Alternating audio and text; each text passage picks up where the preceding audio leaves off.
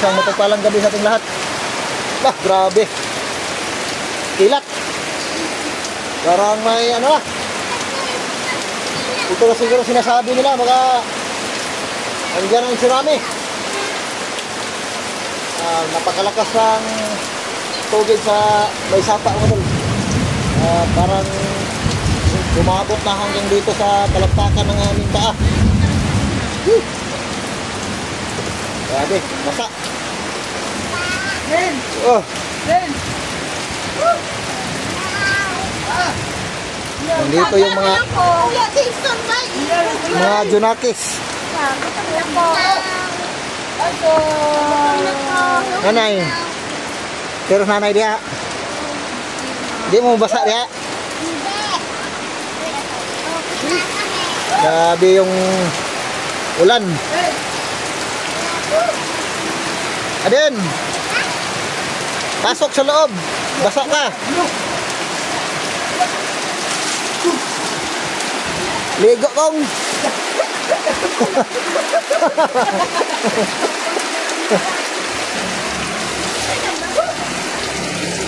Grabing lakas ng ulan dito.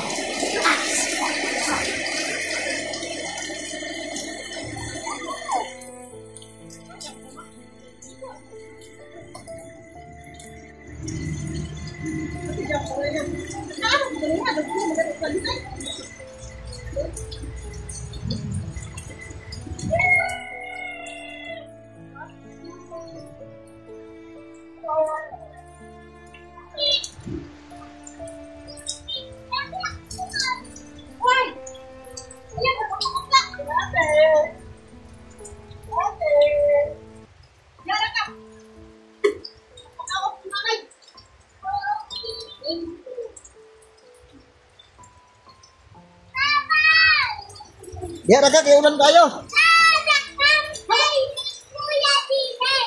Ha? Kusugas tubig, no? Dapok yung tubig? Ha? Sapa ko yung tubig. Kabasig mo landslide ng sapa niya.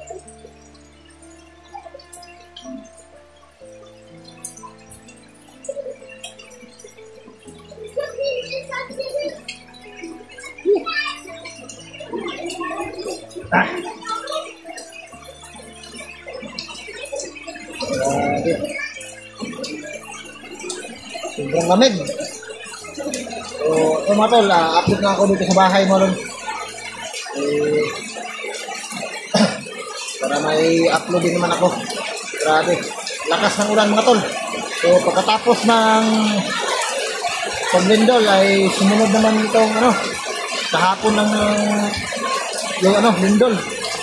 Tapos sa araw na ito ay grabe yung ulan. Napakalakas talaga ng ulan, pati kulog.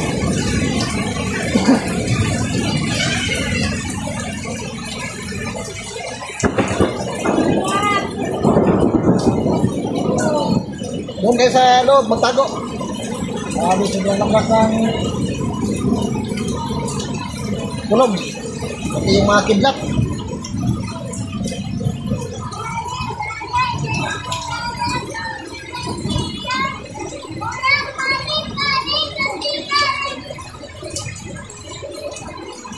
Gawas-gawas. Naiyo ka og kilat. Pagsunod.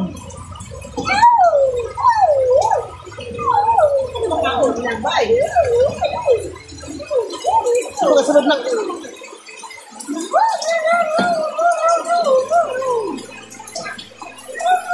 Pagsunod mo ito ka, sunod mo ito. Mabasak ka niya ba? No? Ano na, ngayon hapo na yung tubig ko. Gusto magbaha?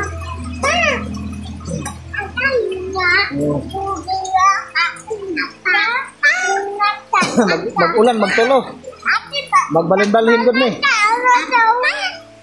Oo? Ano ka? No? Ulan no?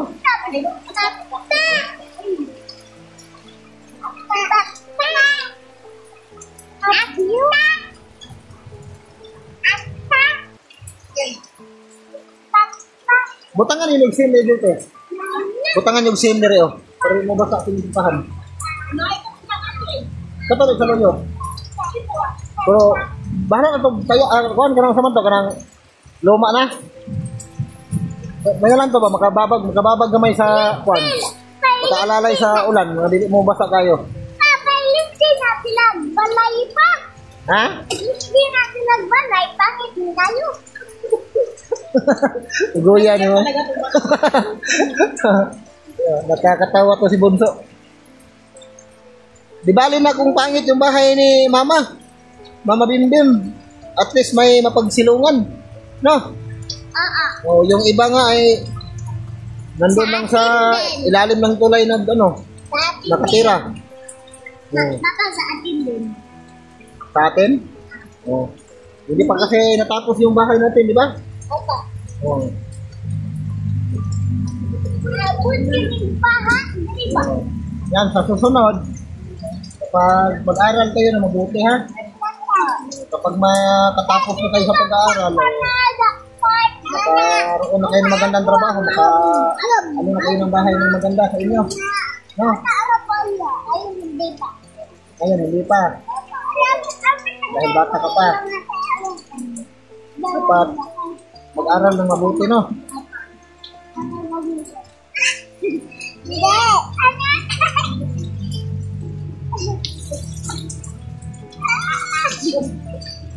Napasok mo sa loob.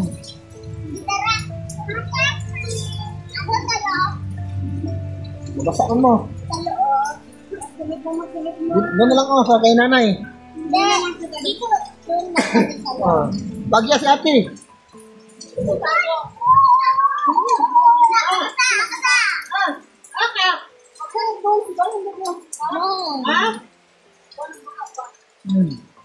Bagya si ate.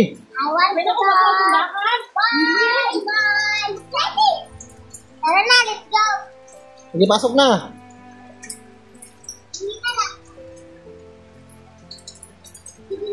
Basa wala. Oh, wag nang lumabas.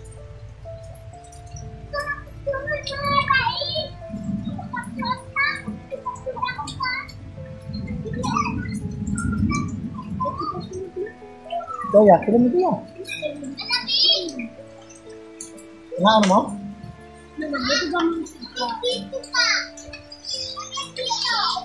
Ha? Isa? Oh, malamig sa labas dahil maulan. Diyan lang kayo sa loob. Ha?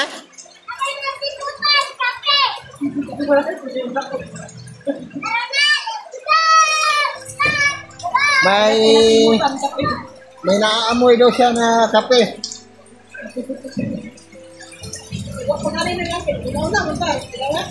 Grabe.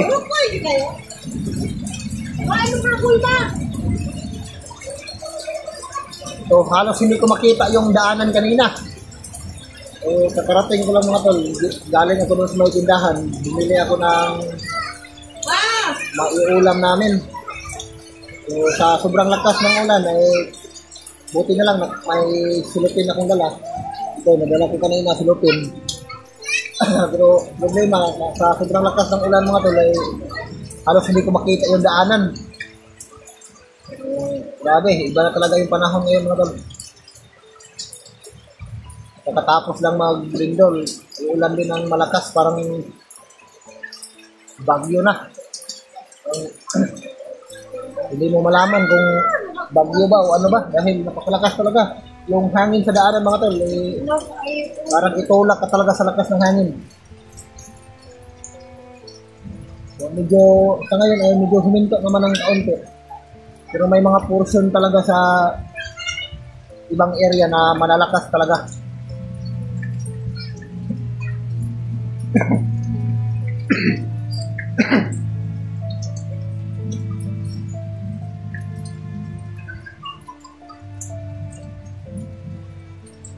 Dili ko na motolo dito eh. Dili ko motolo dito. Ulo, yay! Si mama ba din na motoloan?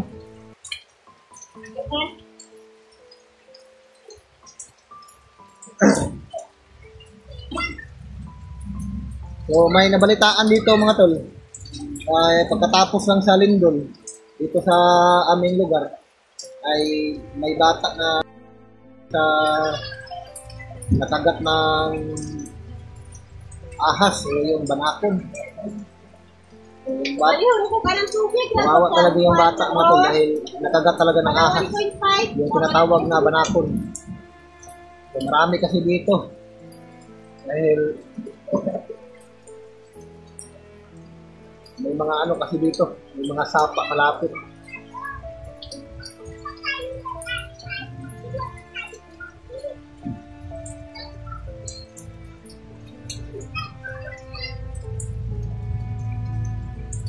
So, nagsisilabasan na ngayon ang mga banakon mga tol. Yung tinatawag nilang banakon. Ako nang kayo kung ano, bumbay. So, dito din, dito sa bahay ng aking kapatid na babae, may nakita din sila ditong ahas na tinatawag na banakon pero maliit pa. Pero doon sa kapatid ko na isa, medyo distansya nga lang dito. Mas maraming banakon doon na makikita. Ito yung nakakatakot dito. Lalo na kapag lumilindol ay yung mga ahas ay nabubulabog sa mga tinitirahan nila kaya lumalabas sila. Anong ulam? Bihon lang, bihon. Hon baby. Ayan ang binili ko kanina sa may tindahan. So, ito yung ulamin namin.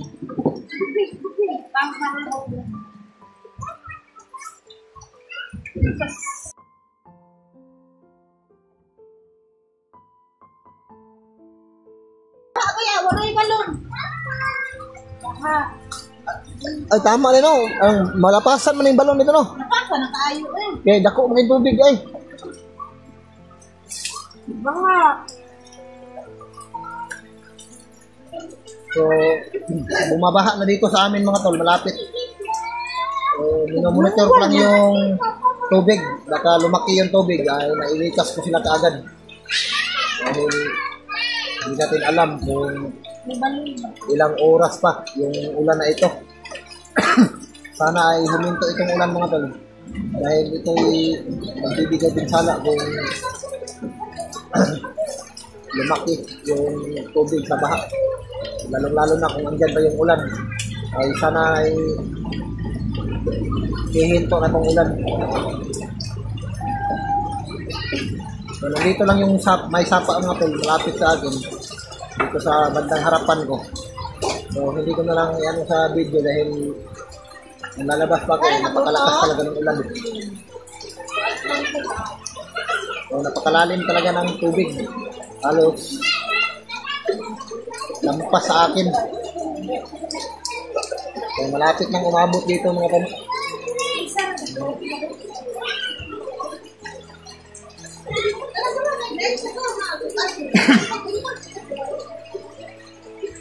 So habang may mga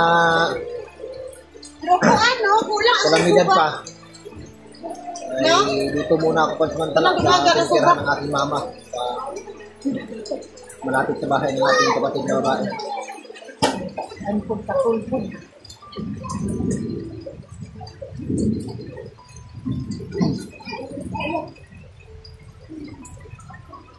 Di na sakit mo tiyan?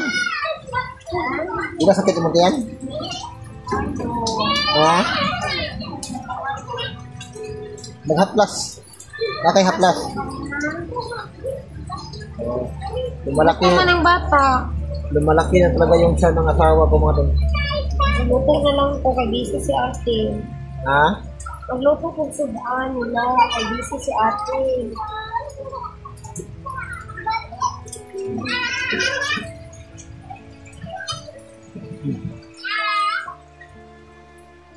Ma.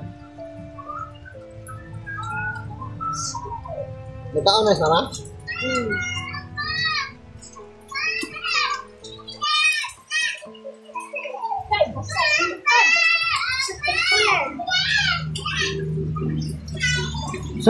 Sunod dito ya. Ya. Ya. Sunod na dito. Aden! Aden Doy! Redin! Salat mo dito kay hulog mo diha. Buntag panigtaman ng ulan ba? Delikado ni bukuson ng ulanan eh. Kamu dugay mo undang. Bukas niya po. Pero mas malakas yung kanina kaysa ngayon. So, bintaha na ngayon ay hindi na gaanong kalakasan. Katulad na kanina, napakalakas talaga ng hangin. Yung ulan, sobrang lakas talaga. Kumukulog pa. Ha? Gani.